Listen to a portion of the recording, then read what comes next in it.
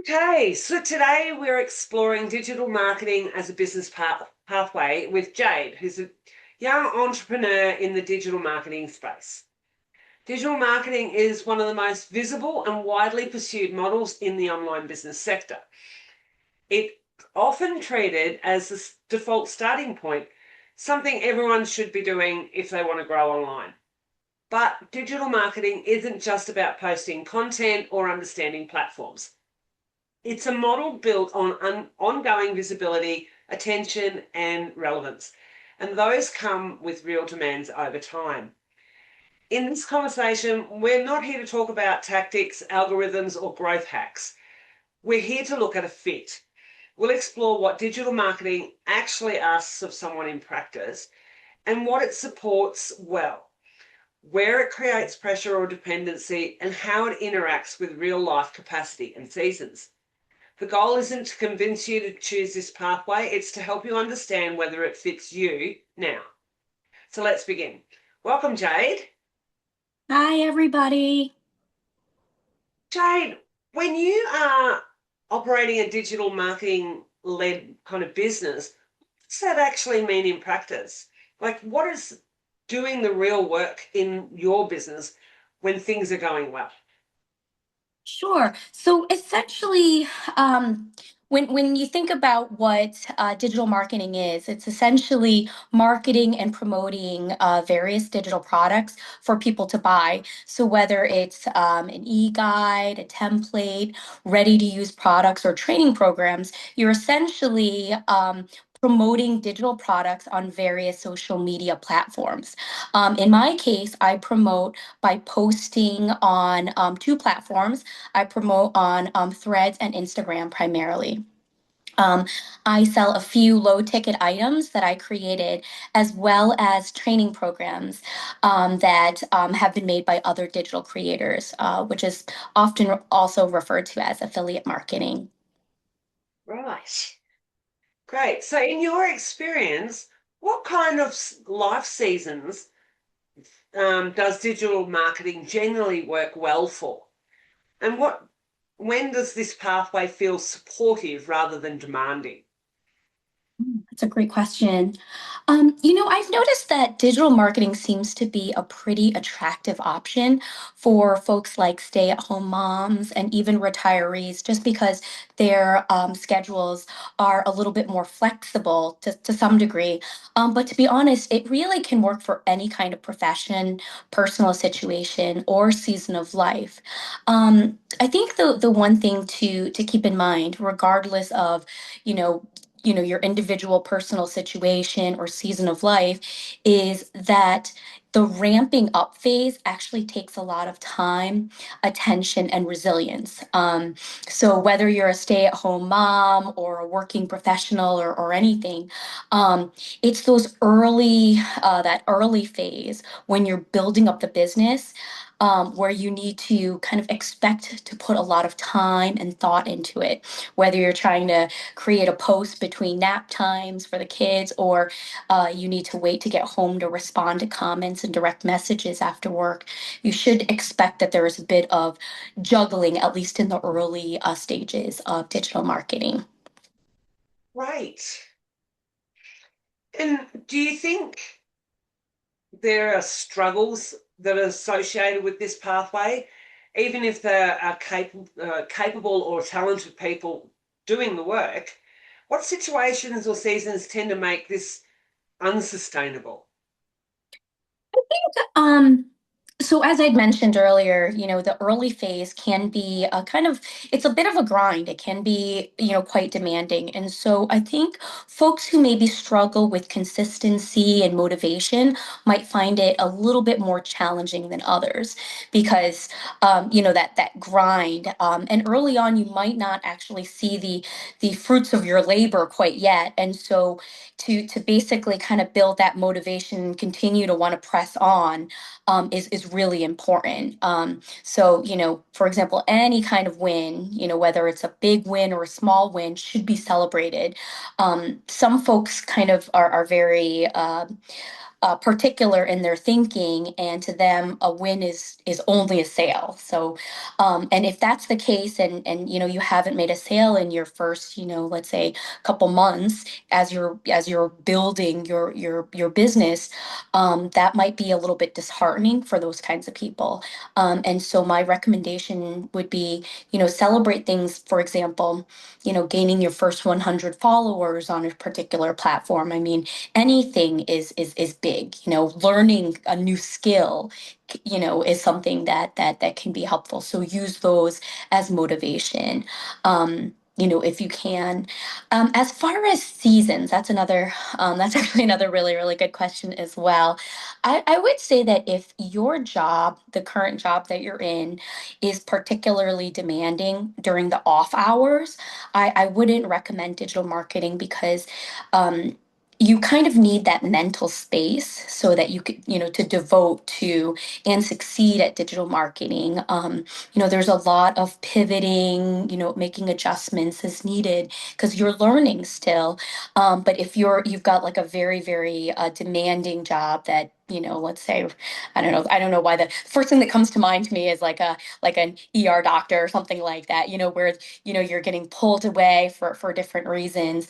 Or if, let's say, you've got some giant project that is, looming ahead, it's really, really hard to, devote your time and your attention to that as well as digital marketing.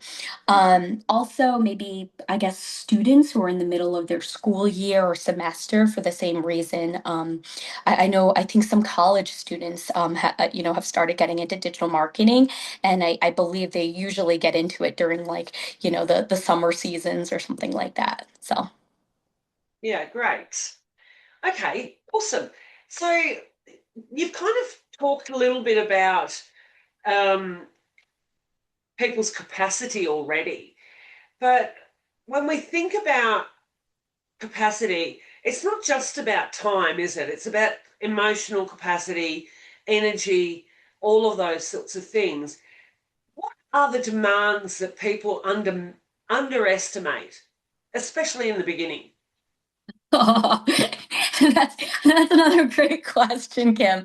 So let's say, okay, I was maybe I can kind of describe this kind of scenario, which I think is actually pretty typical, right? So if you can picture this, you have been posting, let's say, every single day for 3 months, okay? And now you're in your third month. All of a sudden, work got incredibly busy. Maybe the kids are sick at home. The last thing you want to do is worry about posting a reel or a carousel on Instagram, let alone posting a story on Instagram, let alone responding to people who have commented on your post, right? You want to devote your time to, whatever, is going on at home or at work.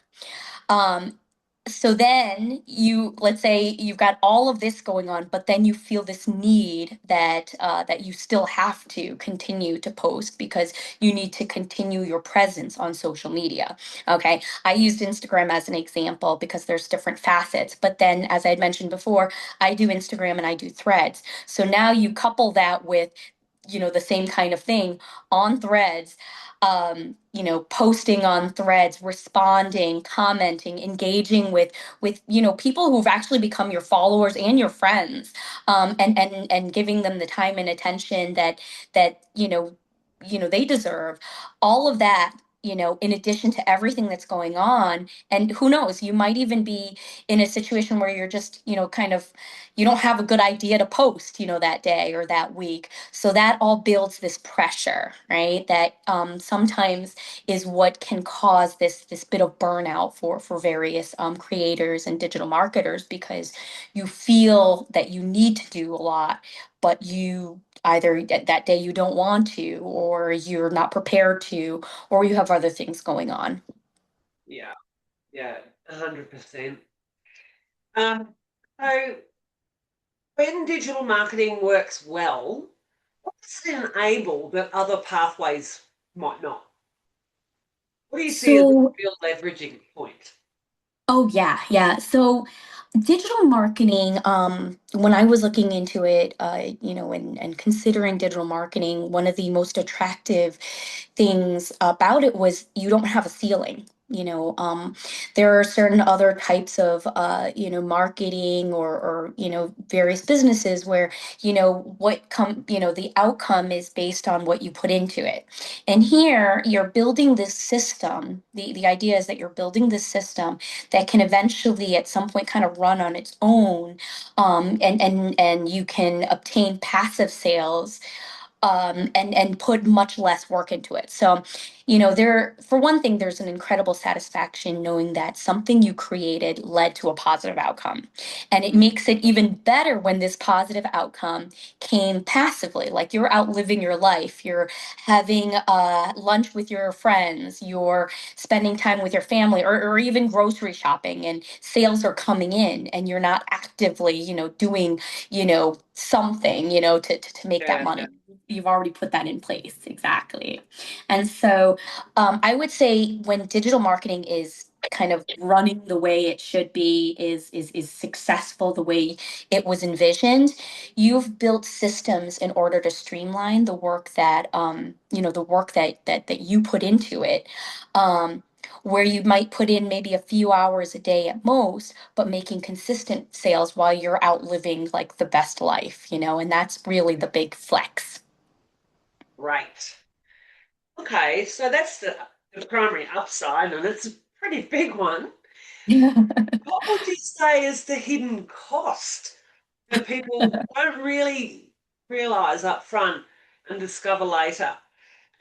Absolutely. So I already touched on the cost, kind of the emotional cost, and then the time cost, and it usually is really in those early phases while you're learning, trying to improve your strategy and your systems, right? But what I haven't talked as much about, and I'll mention here, is actually there's a financial cost too that most people are not as familiar with. Um, so a lot of people who start in digital marketing, they usually have bought maybe like a foundational program, which is usually maybe a higher ticket item, and it teaches them kind of the basics of digital marketing, and how to kind of get up and running. The only thing is that these a lot of times these programs they touch on the basics and the most important pieces, but by nature they don't dive as deep into every particular like nuance of digital marketing. So for example, you'll learn that you need to create content on a social media platform, and your foundational program taught you that this is something you have to do, but they don't go into the details about how do you grab people's attention, in a reel. Like you just go and make a reel, but barely got any views, for example. Or once, let's say, somebody responds to it and is interested, what do you do from there? So you end up finding that in order to learn these other skills in depth, you end up putting more in, and that's okay. I actually think it makes sense to me because you're learning additional skills, in order to be more effective at, basically this is, one of your career. It's just like anything else. If you get like a college degree, for example, you're paying a lot in the beginning, to really build and learn those skills. And so I look at it as an investment. Perfect. And what about things like subscriptions to tools and stuff like that? Is there a lot of that type of stuff involved? Subscriptions and tools, there are different types of programs. So I mean, I know I personally have, I offer a handful of the ones that I've learned from, but if you actually, the different types of programs that I've learned from, I've bought, I could probably go on for like an hour, just because I feel like you're with every program you're learning a different, a different different skill. There are different communities that you can be a part of. I'm not sure how many people are familiar with School. There's those types of programs. And then there are, other forums that you can gain a community, or also have like a, kind of a group learning experience. Okay, awesome. So we've already kind of talked about the identity and the skill demands. What's the inner work that this pathway requires? Oh, inner work. Let me think. So inner work, I would say building on your like resilience, fortitude, and I actually also think like building on your self-confidence and belief that you're on the right path are all things that are, I think, really, really important.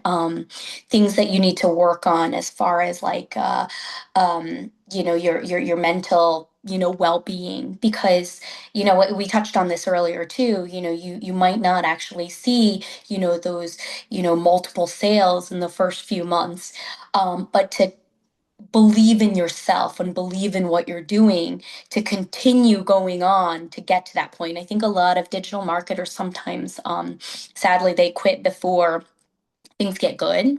And so I think this inner work that you're referring to is literally that inner self-confidence that pulls you through those tough times.